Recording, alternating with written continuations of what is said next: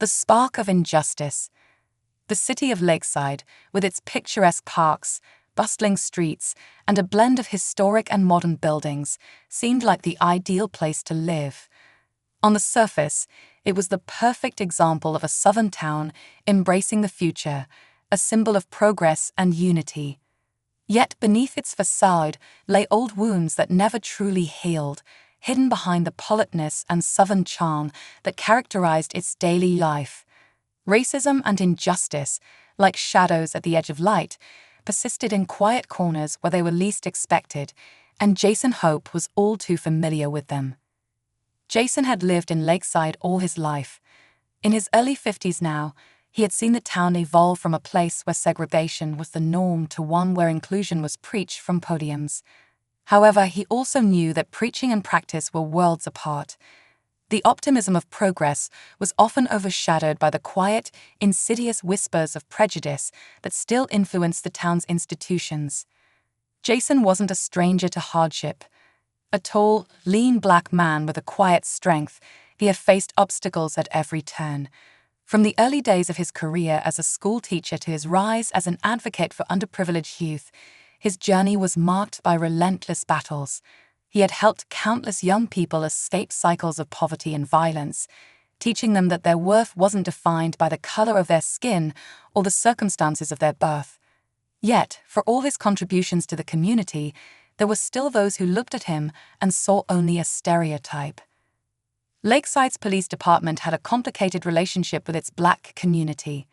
Trust was fractured, barely holding together by the threads of strained efforts at reform. Jason knew that for real change to happen, someone had to step up, someone who understood both sides of the divide. When he was appointed as the head of a new initiative to bridge the gap between the police and the African American community, he saw it as an opportunity to make lasting change. But he also knew it wouldn't be easy. On a crisp autumn afternoon, Jason walked down a quiet street in Lakeside, heading toward the police department. He wasn't there to file a complaint or seek assistance, as he had many times before. This time, he was walking in as a leader, someone who had been entrusted with the task of guiding the department toward a better future. His footsteps echoed in the stillness of the street, each step measured and confident. He carried with him years of wisdom, hard-earned from battles fought both in the classroom and on the streets.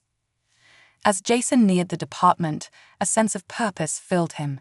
He had spent weeks preparing for this role, gathering support from community leaders, police officers, and even the mayor.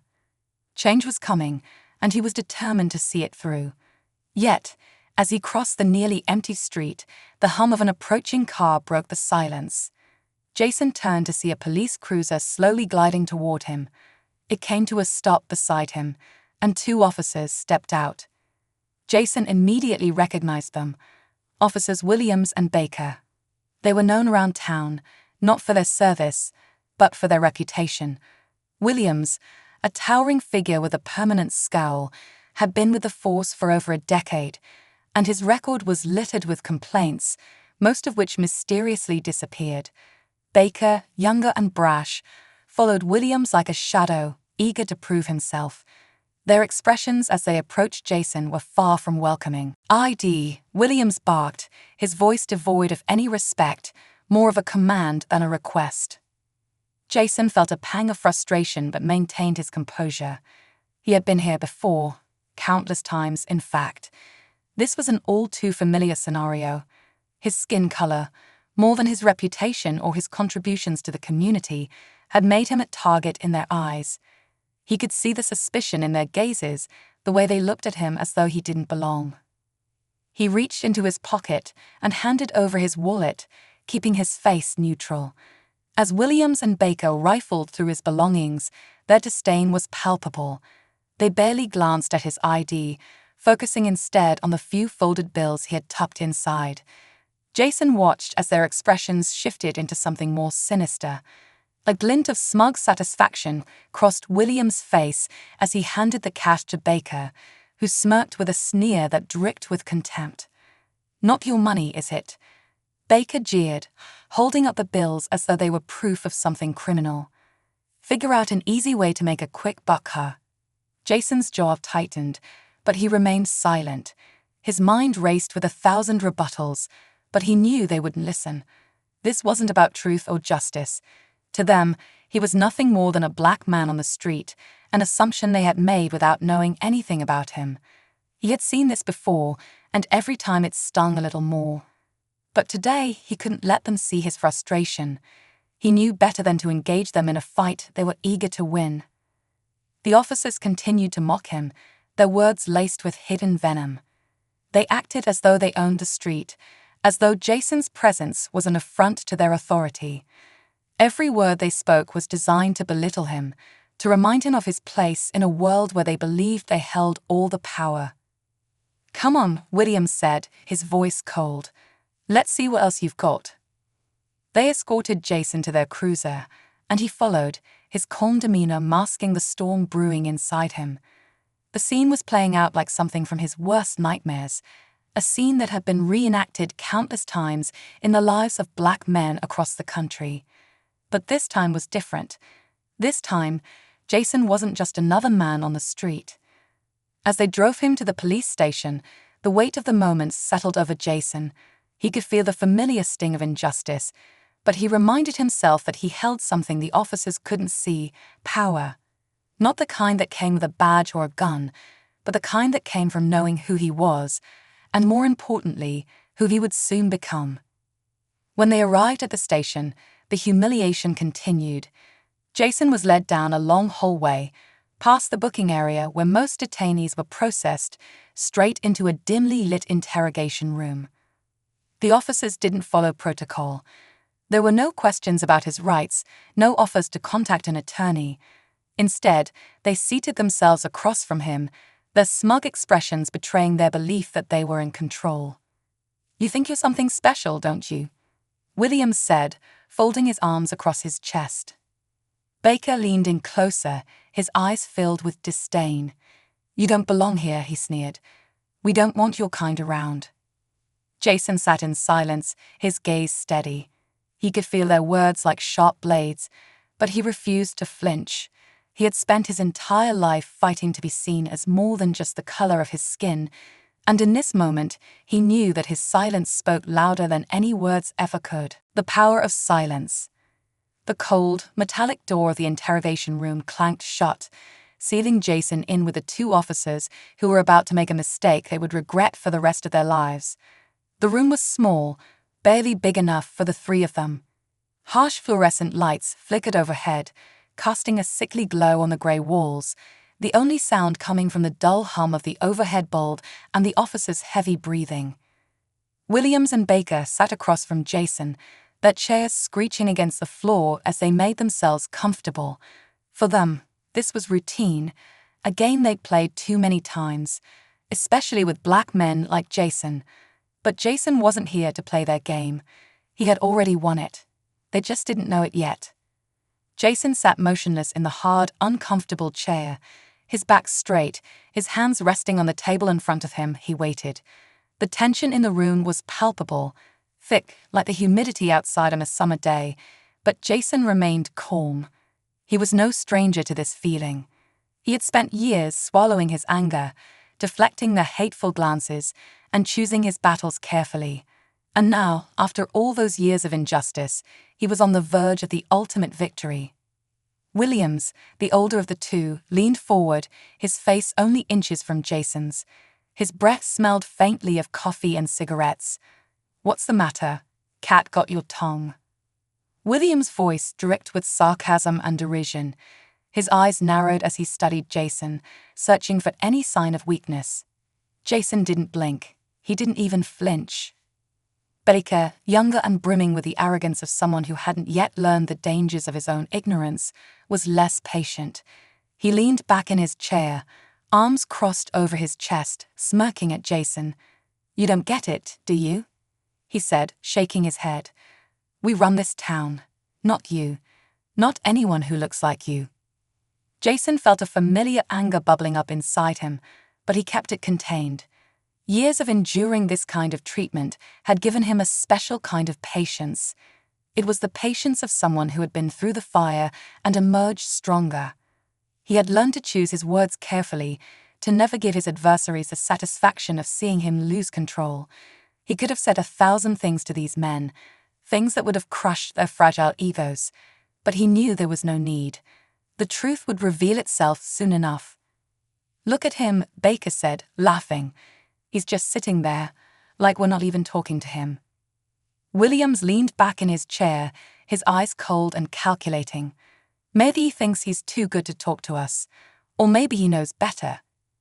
Jason finally spoke, his voice quiet but steady. "I'm just thinking about how different things are going to be soon."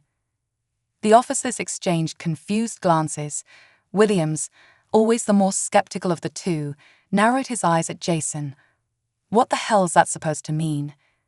Jason looked directly at Williams, his gaze unwavering. "It means that you're going to wish you'd treated me differently." Baker snorted, clearly unimpressed. "Yeah, and why's that?" Jason didn't answer immediately. He let the silence hang in the air for a moment, watching as both officers began to shift uncomfortably in their seats. Finally, he leaned forward, just enough to make his presence feel even more tangible.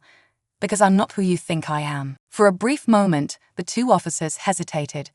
There was something in Jason's tone, something that didn't quite match the man they thought they had in front of them. But Baker, ever the cocky one, shook off his doubts. "You're just a nobody. Another face we'll forget about by tomorrow." Jason's lips curled into the faintest smile. "You'll remember me." Williams, trying to reassert his dominance, slammed his fist on the table, the sound reverberating through the small room. "Enough of this bullshit. You're wasting our time. We know your type. You think you're smart, but you're just another thug who got lucky enough not to end up in prison yet. So why don't you save us all the time and tell us where you got the cash we found on you?" Jason's jaw tightened, but his resolve remained unshaken. He had been called worse in his lifetime, had endured more than these two officers could ever imagine. But today was different. Today was about more than just him. It was about every black man and woman who had ever been humiliated, mistreated, or silenced. Today, he would be their voice. The air in the room grew thicker as Jason's silence stretched on. Williams and Baker, used to dominating every encounter, were growing more and more frustrated with each passing second. They had expected fear, maybe even defiance, but not this unnerving calm. "Fine," Williams spat, standing up from his chair and pacing the small room. "You want to play tough guy? We can play too. We'll see how long you keep that smug look on your face when we're done with you." Baker followed Williams' lead, pushing his chair back with a loud screech and standing up. He crossed his arms, trying to appear as intimidating as possible. "You really don't get it, do you?" he sneered. "We can make your life hell.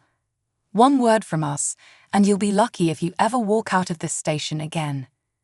Jason looked up at them, his expression unchanging. "Do whatever you think you have to do," he said softly. "But remember this moment, because it's the last time you'll ever have power over me." The room fell into an uneasy silence. For the first time, the officers seemed to falter. There was something about Jason's quiet confidence that made them pause. But they quickly shook off their hesitation, determined to reassert their control. "Take him to holding," Williams ordered, his voice harsher than before. "Let him sit there and think about how much worse things could be for him." Baker grabbed Jason by the arm, roughly pulling him to his feet. Jason didn't resist. He followed them down the dimly lit hallway, his head held high. As they led him toward the holding cells, he couldn't help but reflect on how far he had come. From the boy who had grown up in the poor neighborhoods of Lakeside to the man who had dedicated his life to lifting up others, Jason had always believed that change was possible. And now, he was on the cusp of making that change a reality, not just for himself, but for everyone who had ever been mistreated by men like Williams and Baker. They shoved him into a small, cold cell, the metal door slamming shut behind him. Jason sat down on the hard bench, his mind racing with thoughts of what was to come. Tomorrow, everything would change. He had been working toward this moment for years, and now the day of reckoning was finally here. Williams and Baker had no idea who he really was. To them, he was just another black man they could push around. But they were about to learn a hard lesson, a lesson that would ripple through the entire department, the entire city. As Jason sat in the quiet darkness of the cell, he allowed himself a moment of satisfaction. He knew that when the sun rose the next day, the balance of power would shift. And the men who had humiliated him today would be the ones answering for their actions. The unveiling of power. The morning sun broke through the narrow window of the holding cell, casting long, slanted shadows across the cold, grey floor. Jason sat on the bench, his back straight and eyes forward, waiting for the inevitable. He hadn't slept much that night, not because of the discomfort or the surroundings, but because his mind had been busy preparing for what was to come. The day of reckoning had arrived, and he was more than ready. Across town, in the pristine halls of Lakeside City Hall, the wheels of justice were turning. The mayor, city council members, and top police officials were gathering for an important meeting, a meeting that would change the course of the town's history. Jason's new role as Director of Community Relations had been in the works for months, a position created to bridge the gap between the police force and the African American community that had long suffered under the weight of systemic injustice. For Jason, this wasn't just a job, it was his calling. It was the culmination of decades of hard work, determination, and a relentless pursuit of fairness. But more importantly, it was a chance to right the wrongs he had witnessed and experienced firsthand. And now, after a night spent in a cell meant to humiliate him, Jason was ready to show the world that he was more than just a man who had been pushed around. He was the man who would be pushing back. At the police station, Williams and Baker were still riding high from the previous night's encounter. They hadn't thought twice about leaving Jason in that cell, confident in their belief that he was just another nobody who wouldn't dare challenge them. They had no idea what was coming, no inkling that their careers and their lives were about to change in ways they couldn't even imagine. Williams sat at his desk, sipping on his coffee, while Baker scrolled through his phone, casually ignoring the paperwork piled up in front of him. They had grown comfortable in their roles as enforcers, men who wielded power with impunity. To them, Jason was just another face in a long line of people they had intimidated, disrespected, and discarded. But that comfortable illusion was about to be shattered. Jason sat quietly in his cell, the hum of the fluorescent lights above him the only sound in the otherwise still room. He heard the faint sound of footsteps approaching, and within moments, the door to the holding area creaked open. A young officer appeared, a look of uncertainty on his face.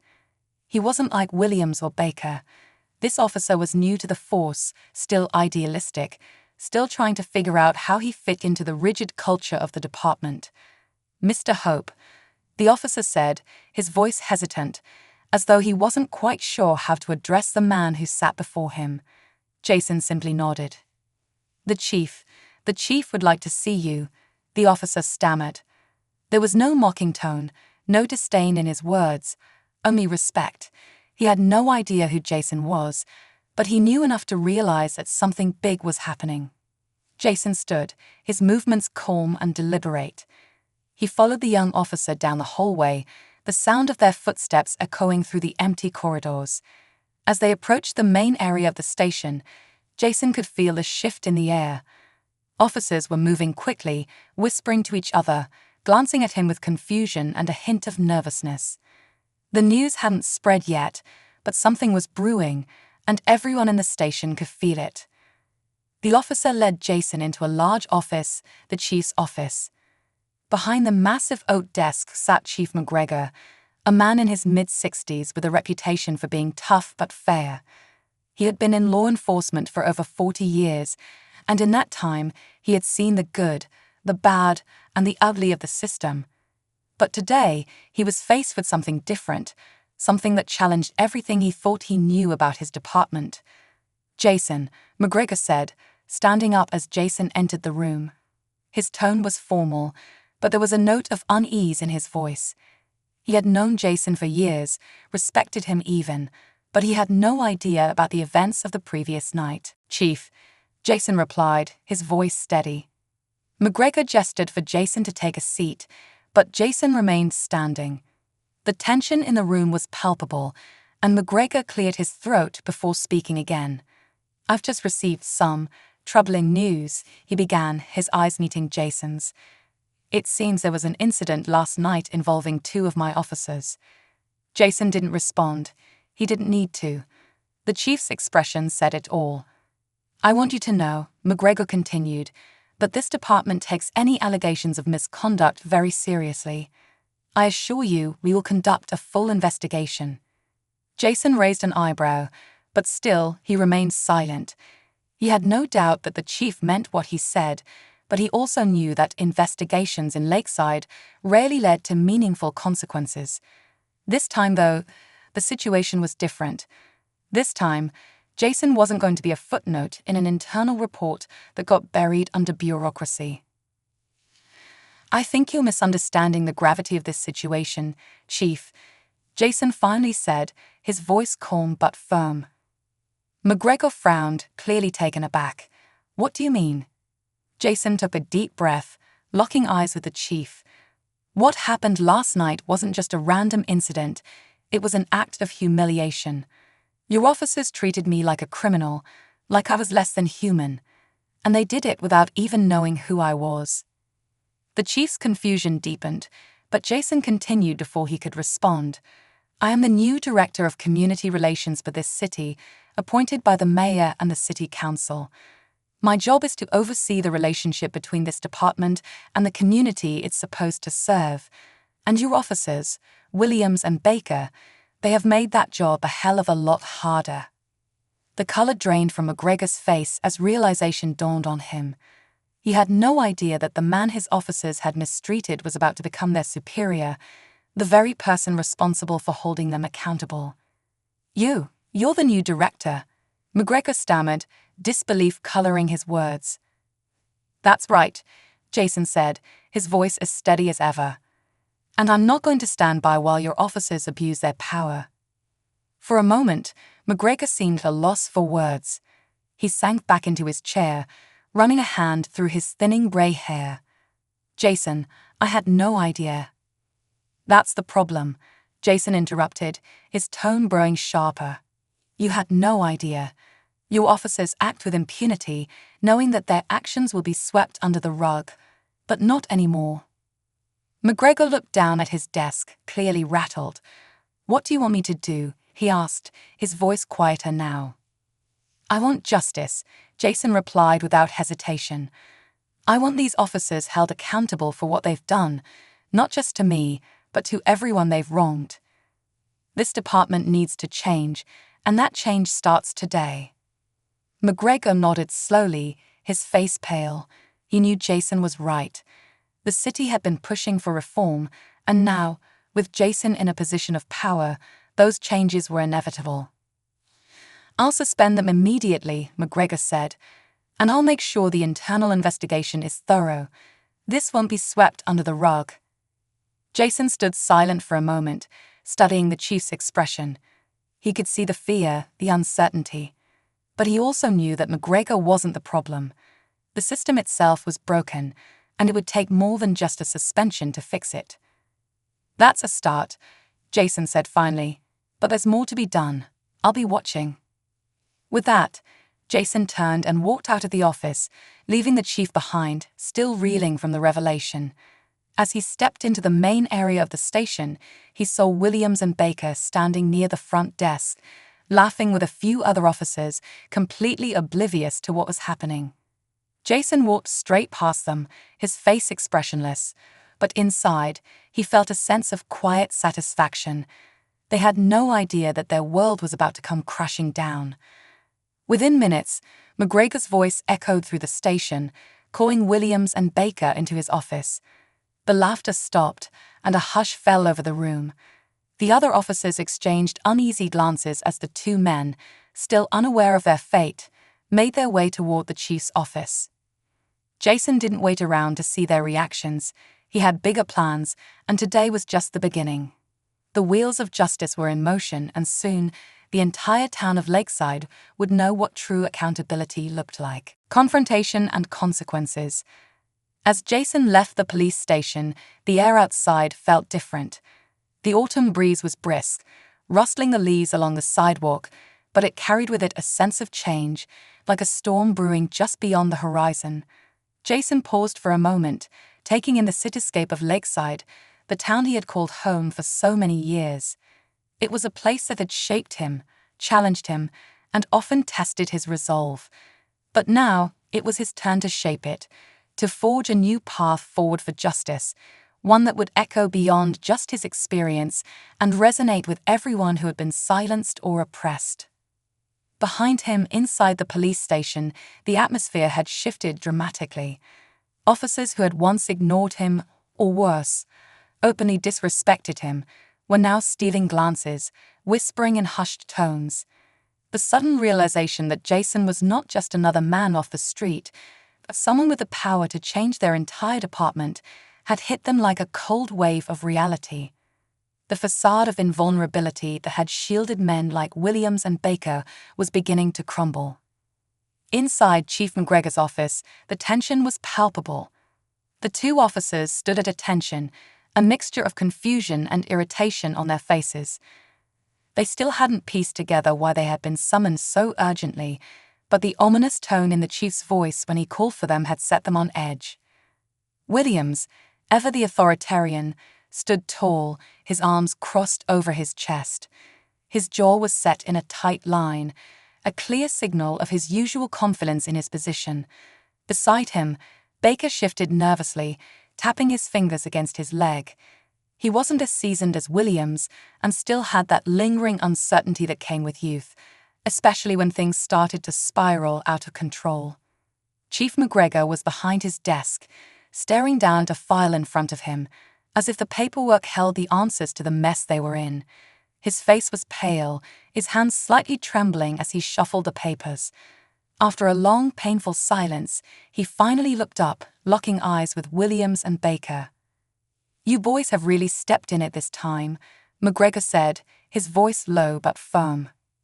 Williams raised an eyebrow, the hint of a smirk on his face. "What are you talking about, Chief? We've been doing our jobs. If this is about that guy from last night, he—" "Shut up," McGregor snapped, cutting him off mid-sentence. Williams blinked, taken aback. It wasn't often that the chief used that tone with him. Baker looked over at Williams, confused, but didn't say anything. He could sense that something wasn't right, and the unease in the room was growing by the second. McGregor leaned forward, his elbows resting on the desk. "Do you know who that man was? The man you two decided to harass, humiliate, and treat like a criminal?" Williams shrugged, still not understanding the gravity of the situation. "He was just another guy, Chief. What's the big deal?" McGregor's eyes flashed with frustration. "That man, Jason Hope, is the new director of community relations for this entire city. He was appointed by the mayor himself to oversee police reform and community outreach." The color drained from Baker's face as the weight of the chief's words hit him. He'd opened his mouth to say something but quickly shut it, realizing there was nothing he could say to make the situation better. Williams, on the other hand, clenched his jaw, his arrogance still bubbling beneath the surface. "So what if he's some city official?" he said, his tone defiant. "We didn't do anything wrong. We've dealt with worse." McGregor slammed his hand down on the desk, causing both officers to flinch. "You're not getting it, Williams. What you did last night wasn't just wrong, it was criminal. You've humiliated the man who is now your superior. And do you have any idea how this is going to play out in the media once it gets out? The entire city is going to hear about how two of my officers treated a respected leader like garbage because of the color of his skin." The room fell into a suffocating silence. Baker's face was pale, beads of sweat forming on his forehead. His usual cocky demeanor was gone, replaced by the sinking realization that his actions were about to have severe consequences. Williams, however, remained defiant. "Chief," Williams began, "we've handled situations like this before. People like him, they cry foul, they scream racism, and then it all blows over. We're cops. We protect this city. The people trust us." McGregor glared at him. You think this is just going to blow over? You think that people are going to trust you after this? This isn't like before, Williams. Times have changed. We're not living in some backwater town where you can get away with abusing your power without consequences. Williams' smirk faltered, but he didn't back down. So, what? You're going to fire us? Over some gyro? You're suspended, McGregor said sharply, cutting him off again. Both of you. Effective immediately. There will be an internal investigation, and depending on the outcome, you could both be looking at more than just a suspension. Baker's face turned ashen, his mouth opening in shock. Suspended? But Chief, we didn't. You think I'm just going to let this slide? McGregor stood up, towering over the two men. You've tarnished this department's reputation, and don't think for a second that this is going to end with a slap on the wrist. Jason Hope has the backing of the mayor and the entire city council. They're demanding change, and after what you did, they're going to get it. Baker glanced at Williams, panic setting in. What do we do, Chief? We didn't mean for this to happen. McGregor's face hardened. It's too late for that. You should have thought about that before you decided to treat a man like he was less than human. Now you're going to pay the price. Williams, still unwilling to admit defeat, sneered. You think Jason Hope is going to come in here and clean up this department? He's just another politician playing a game. He won't last. People like him never do. McGregor shook his head, his expression a mix of anger and disappointment. You're wrong, Williams. Jason Hope isn't just another politician. He's someone who's been through hell and back, and he's not going to stop until this department is held accountable. And after what you two pulled, he has every right to tear this place apart. With that, McGregor dismissed them, the weight of their suspension hanging heavy in the air. As Williams and Baker left the office, the reality of their situation began to sink in. That arrogance had been their downfall, and now they were facing the consequences of their actions in a way they had never anticipated. Meanwhile, across town, Jason stood in front of the grand doors of Lakeside City Hall, feeling a sense of purpose unlike anything he had ever experienced before. The morning light bathed the marble steps in a golden glow, and as Jason climbed those steps, he felt the weight of history on his shoulders. This was the moment he had been waiting for. Today, he would officially take on the role of Director of Community Relations, and with it, the power to change the very system that had tried to break him. As he entered the building, he was greeted by the mayor, city council members, and several high-ranking officials from the police department, all of them eager to show their support for the new initiative. But behind their smiles and handshakes, Jason could sense the underlying tension. They were nervous. They knew that change was coming, and they weren't sure if they were ready for it. The mayor, a stout man with a balding head and a friendly smile, approached Jason with an outstretched hand. Jason, he said warmly, we're all so glad to have you on board. This city needs someone like you to help guide us through these difficult times. Jason shook the mayor's hand, his grip firm. Thank you, Mayor. I'm ready to get to work. The mayor nodded, his expression turning more serious. We had some issues recently. I'm sure you're aware of the incident last night. Rest assured, we're taking it very seriously. Jason's face remained neutral, but inside, he was still seething from the events of the previous night. I appreciate that, Mayor, but this isn't just about last night. It's about changing the culture of this department. It's about making sure that what happened to me, and what's happened to countless others, never happens again. The mayor nodded again, more solemnly this time. We're behind you, Jason. Whatever you need, you'll have it. With that, the meeting began. Jason outlined his plans for reform, his voice steady and confident as he spoke about community outreach, accountability, and rebuilding trust between the police and the people they were sworn to protect. It wasn't going to be easy. There would be resistance, from within the department, from the community, and from those who believed that change wasn't necessary. But Jason knew that change was coming, and he was ready to lead the charge. As the meeting came to a close, Jason left City Hall with a renewed sense of purpose. He knew that the road ahead would be long and difficult, but he also knew that he wasn't alone. The people of Lakeside were counting on him to be their voice, to stand up for justice, and to make sure that the days of unchecked power were over. Back at the police station, word of Williams and Baker's suspension had already spread. The officers who had once stood by them now distanced themselves, afraid of being caught in the fallout. Jason's name was on everyone's lips, and the reality of his new position was beginning to sink in. For the first time in a long time, the balance of power had shifted, and it was only the beginning. The ripple of change. As the days passed, the atmosphere in Lakeside changed drastically. It was as if the entire town had been jolted awake, the fog of complacency lifting to reveal a harsh truth about the police department's culture and the deep-rooted injustices that had long been ignored. News of Williams and Baker's suspension spread like wildfire, not just within the department, but across the entire city. Every conversation, every whispered exchange in the coffee shops, the parks, and the town square seemed to circle back to the same thing: Jason Hope and the changes he was set to bring. For some, especially within the Black community, Jason's appointment was a beacon of hope, a long overdue step toward the justice they had been fighting for. For years, they had lived in the shadow of fear, knowing that encounters with law enforcement could easily turn into nightmares.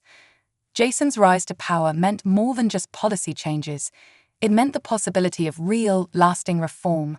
His leadership was a symbol that the town's power dynamics were shifting, and with it, the possibility of a more just future. But not everyone welcomed the change. Inside the police department, a cold tension brewed. The suspension of Williams and Baker had sent shockwaves through the ranks.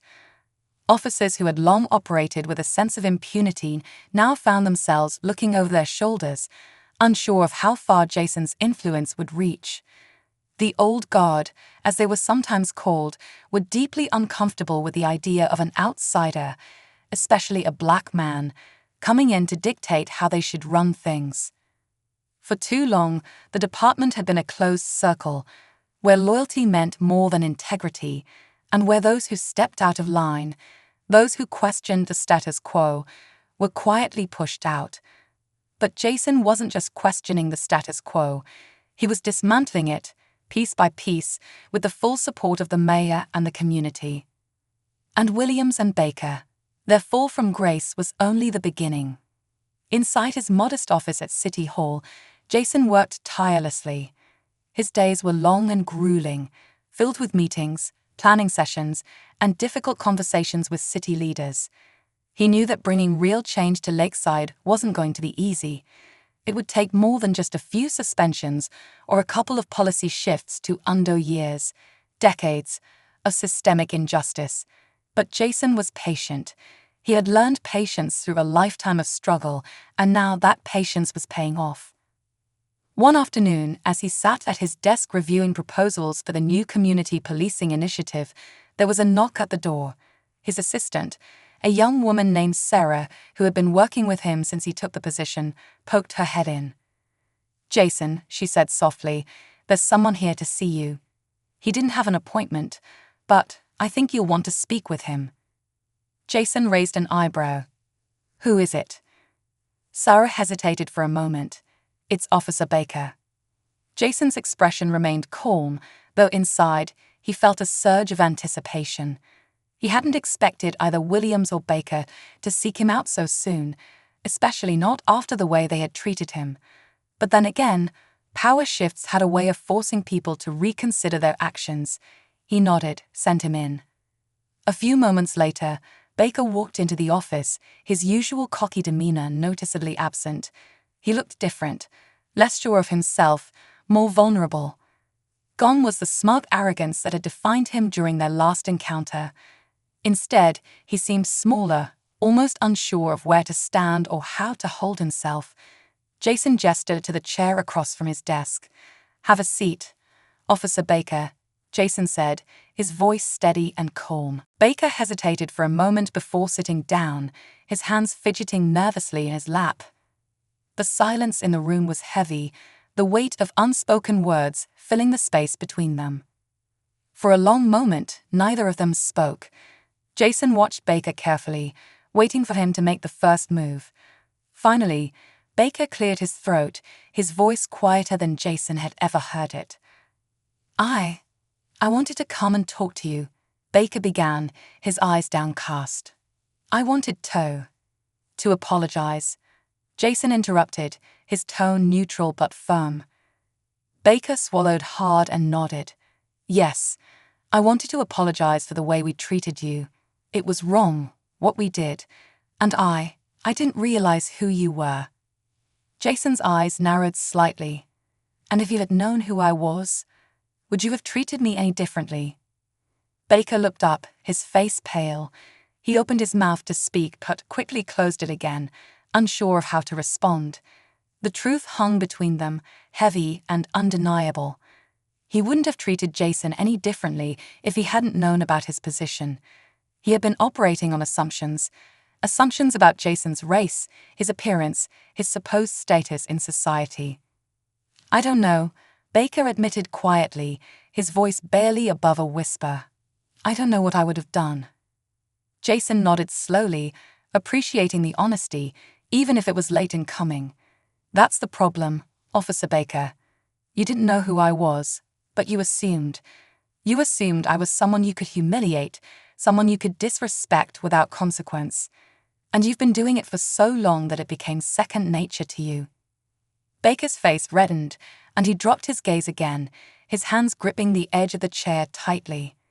He wanted to argue, to defend himself, but deep down he knew Jason was right. His actions, along with Williams and others in the department, had been shaped by a culture of superiority, where power was often abused, and those without a badge were seen as lesser. "I'm not here to destroy careers, Baker," Jason continued, his voice calm but commanding.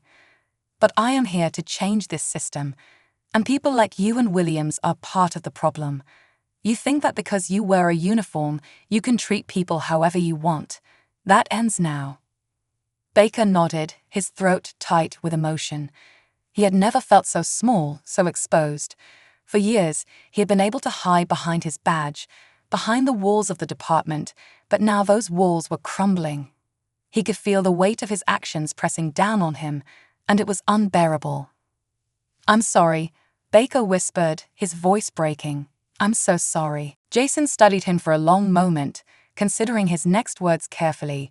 He could see the sincerity in Baker's apology, but sincerity alone wasn't enough to undo the damage that had been done. Change required more than just words. "You have a choice, Baker," Jason said finally. "You can either be part of the solution, or you can continue down the path you've been on.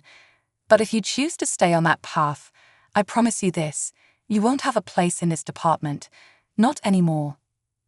Baker looked up, his eyes filled with desperation. "I want to change. I want to be better." Jason nodded, his expression softening slightly. "Then prove it. Actions speak louder than words. Show me, and the people of this city, that you're capable of being the kind of officer this community needs." Baker stood up, his legs trembling slightly. He looked at Jason for a long moment, as if trying to decide whether to say more, but in the end, he simply nodded and left the office without another word. As the door closed behind him, Jason leaned back in his chair, exhaling slowly. He had seen this kind of transformation before, a man realizing, perhaps for the first time, that the world wasn't as simple as he had once believed. But Jason knew that change, real change, would take more than just one officer's apology.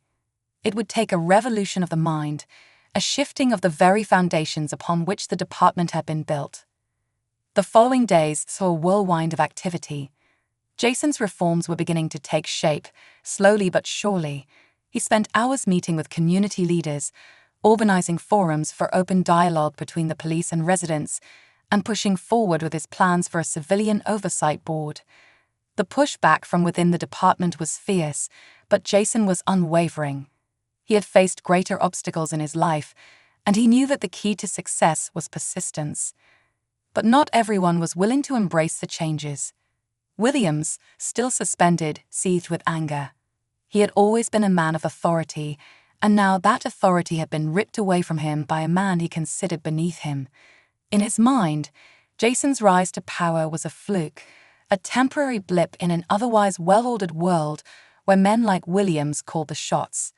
He refused to accept that Jason was now his superior, and as the days passed, his resentment festered, growing darker with each passing moment.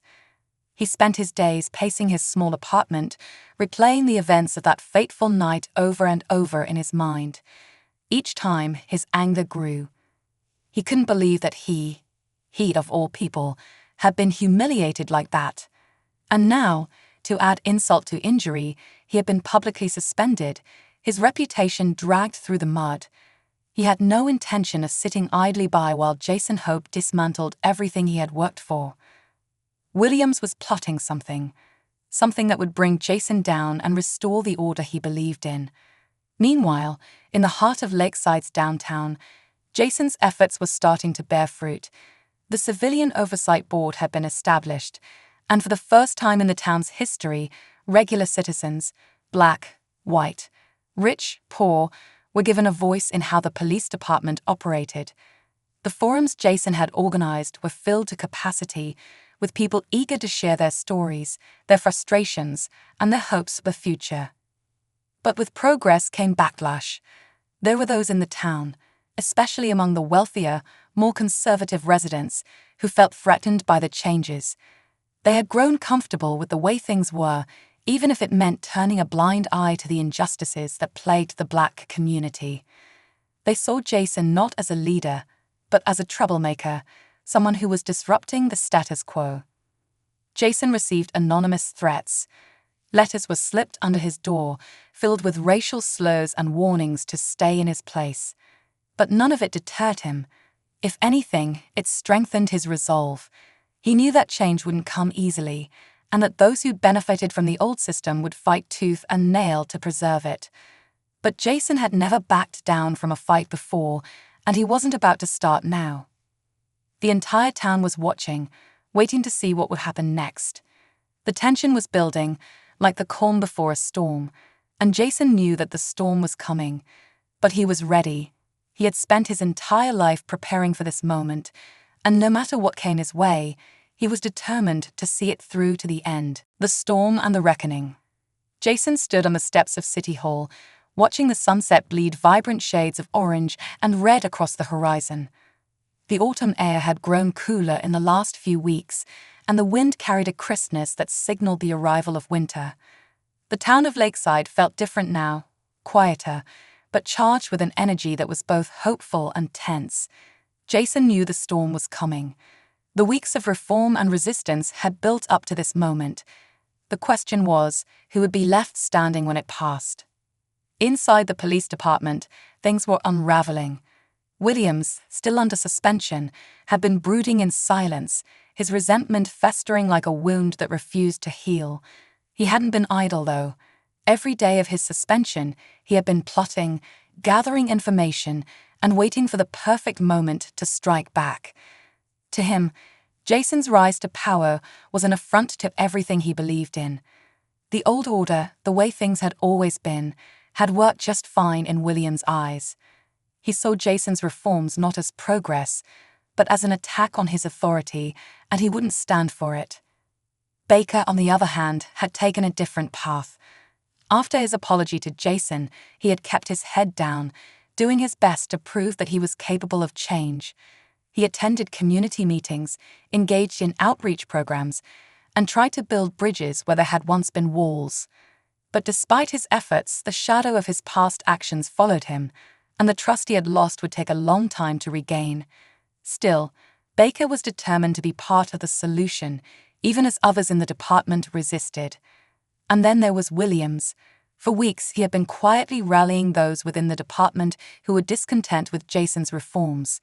He knew there were plenty of officers who didn't like the changes, who felt threatened by the new oversight and transparency. They didn't like the idea of civilians, especially those from marginalized communities, having a say in how the department was run. Williams played on those fears, stirring the pot and planting seeds of dissent.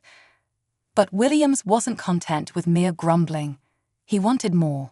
He wanted Jason gone. The first move in Williams' plan came on a chilly morning in mid-November, when a series of anonymous letters began circulating among the town's wealthier residents. The letters, filled with inflammatory rhetoric and lies, painted Jason as a radical bent on dismantling the police department and undermining the town's values. They claimed that Jason's reforms would lead to chaos, that crime would spike, and that the safety of the town's good citizens was in jeopardy. The letters also contained personal attacks, dredging up Jason's past and twisting it to suit William's narrative. They accused Jason of being untrustworthy, of having ulterior motives, and even hinted at financial misconduct, none of which was true, but the seeds of doubt were planted nonetheless. Williams knew exactly what he was doing. He had seen it before, how easily fear could spread, how quickly people could turn against someone when they felt their way of life was threatened. The goal was simple: to create enough chaos and distrust that Jason would be forced to step down, or at the very least, be tied up in so much controversy that he couldn't continue with his reforms. For a time it seemed like the plan might work. The letters caused a stir, especially among the town's more conservative elements. At community meetings, people began to ask pointed questions about Jason's leadership and the direction of the reforms. The local newspaper, which had once been supportive of Jason's initiatives, ran an article highlighting the concerns of the town's more affluent residents, giving legitimacy to the rumors. But Jason didn't flinch. He had expected this kind of backlash. Change was never easy, and those who benefited from the old systems of power rarely gave up without a fight.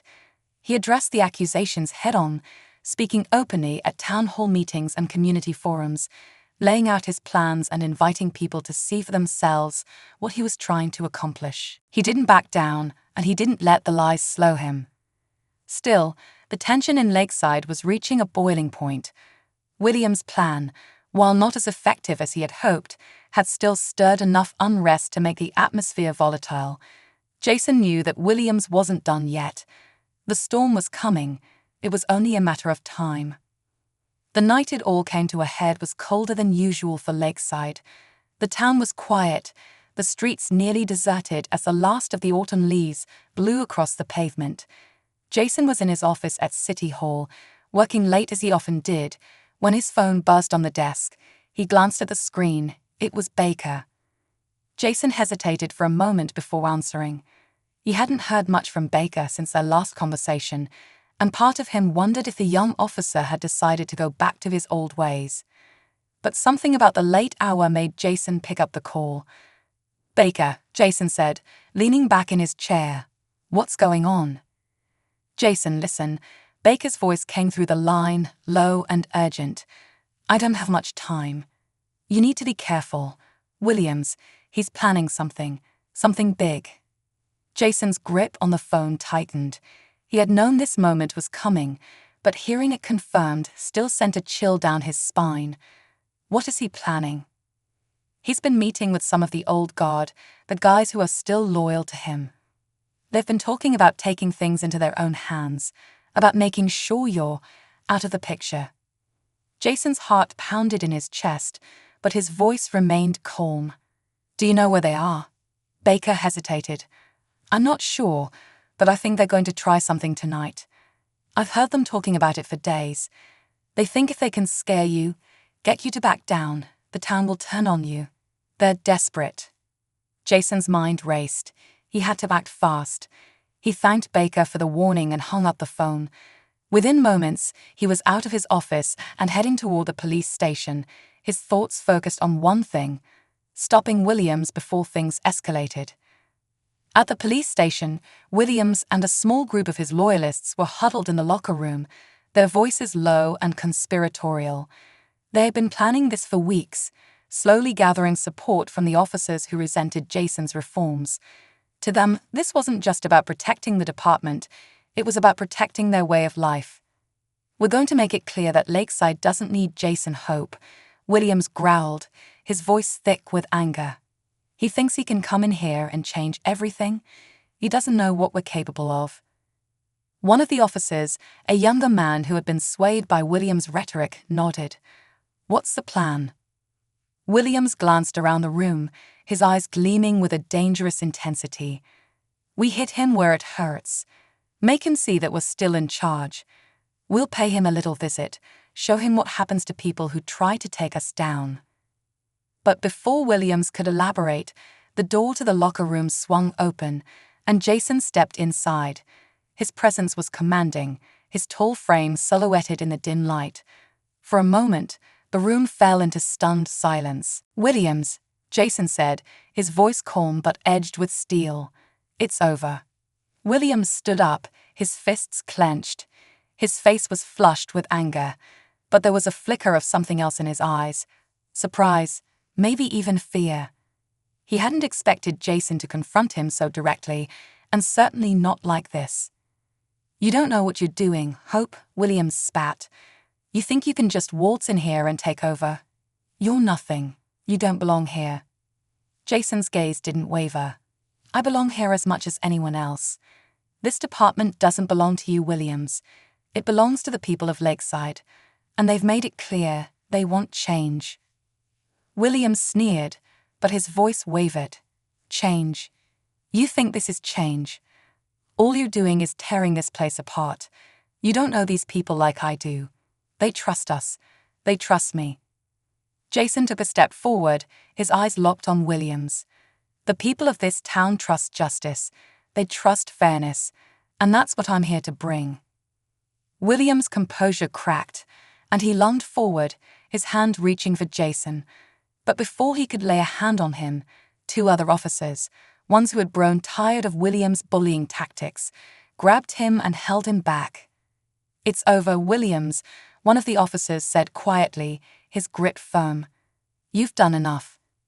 Williams struggled for a moment, his face a mask of fury, but he knew it was over. The men who had once followed him, who had stood by his side through years of corruption and abuse of power, were now walking away. The tide had turned, and there was nothing he could do to stop it. Jason stood tall, watching as Williams was led away, the weight of the moment settling over him. He hadn't wanted things to come to this, but he knew it was necessary. For true reform to take root, the old guard had to be dismantled, and men like Williams had no place in the new Lakeside. The next morning, the sun rose over Lakeside, casting a warm, golden light over the town. The tension that had hung over the city for weeks seemed to lift, replaced by a sense of renewal. Jason stood in front of City Hall, watching as people went about their day, knowing that the hardest battles were still ahead. The aftermath of Williams' confrontation would ripple through the town for weeks, but Jason wasn't deterred. The police department was undergoing a full review, and many of the officers who had supported Williams were either retiring or being transferred. In their place, new recruits, men and women who believed in justice, fairness, and accountability, were being brought in. The reforms Jason had fought for were finally taking hold, and with them came a renewed sense of hope. Baker, for his part, had continued working to prove himself. He had distanced himself from Williams' influence and had begun to earn the trust of his colleagues and the community. It was a slow process, but Jason could see the change in him, and that gave him hope for the future. As the days turned into weeks, the storm that had once threatened to tear Lakeside apart began to subside. The town was still healing, still adjusting to the new normal, but there was a sense of optimism in the air, an understanding that things could be better, that they would be better with time and effort. Jason knew that his work was far from over. There would be more challenges ahead, more battles to fight. But for the first time in a long time, he felt a deep sense of peace. He had faced down the storm, and he had come out the other side stronger, more determined than ever to see his vision of justice realized. And as he stood on the steps of City Hall, watching the sunrise, Jason Hope knew one thing for certain: he had made a difference. And that, more than anything, was what mattered.